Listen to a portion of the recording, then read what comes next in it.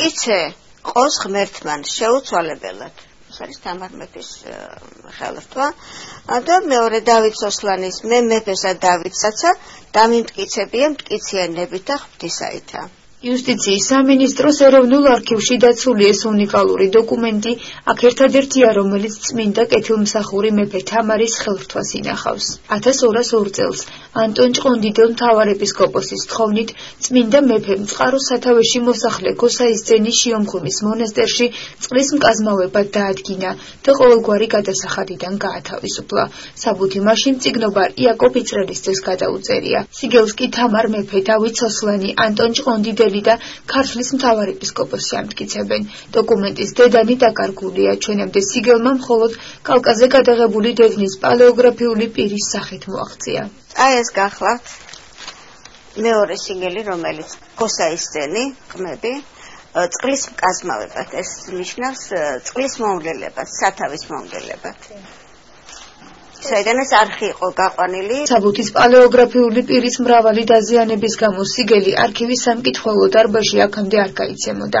კალკაზე გადაწერილი საბუთის აღდგენა ლაბორატორიამ შესაბამისი მასალის შეძენის შემდეგ მოახერხა და მასთან ერთად ვატიკანიდან ჩამოტანილ ეტრატზე მულაშიც დაამზადა. 2011 წელს, როდესაც ლაბორატორიამ მიიღო იაპონური თხელი ქაღალდი და შესაძლებელი გახდა ამ ძვირფასი პალეოგრაფიული პირის რესტავრაცია, მას შემდეგ გადაწყდა რომ გაკეთებულიყო მულაჟი. კალკიდან გადმოვიტანენ ეს ეტრატზე, ფანქარში სანამ იყო ეს დაწერილი ყველაფერი დავაძრელი ეტრატი და შემდგომ უკვე ტუში კალიბრით მოვხაზე ეს ტექსტი. ლაბორატორიაში ჩაუტარდა რესტავრაცია თამარ მეფის საბუთს, სიგელს, რომელიც შესრულებულია კალკაზე, იყო საკმაოდ დაზიანებულ მდგომარეობაში, იყო განაწევრებული ნაწილად და მოხდა ამ საბუთის გაერთიანება. არქივის ძველ საბუთთა განყოფილება წმინდა მეფის ხელრთვიან დოკუმენტთან ერთად კიდევ ერთ სიგელსა და 1204-1207 წლების თამარ მეფის დროინდელ ანჩის 4 თავს ინახავს. თავის დროზე სახარების ყდა ბექა ოპიზარს მოუჭედია, თუმცა ჩვენამდე მე-16 საუკუნეში შესრულებულმა ვერცხლის შემკულობამ მოაღწია. ეს ყდა თავის დროზე ყოფილა ბექა ოპიზარის მიერ მოჭედილი, მაგრამ ყდა შემორჩენილი არ იყო და დადგინდა უკვე რომ ეს ტყავი და ვერცხლის მოჭედილობა არის მე-16-მე-17 საუკუნის. კრებულის წინა გვერდი მათე მახარებლის ოქროში შესრულებულ მინიატურას ინახავს. ავტორი უცნობია. სახარების რესტავრაცია საქართველოს კათოლიკოს პატრიარქის ილია მეორის ლოცვა კურთხევით 2008 წელს შესრულდა. წლების განმავლობაში ინახებოდა საცავში ხელუხლება, რადგან ძლიერ იყო დაზიანებული განსაკუთრებით ანჩის სახარება. მას აქვს მხატვრობა მათე მახარებელი,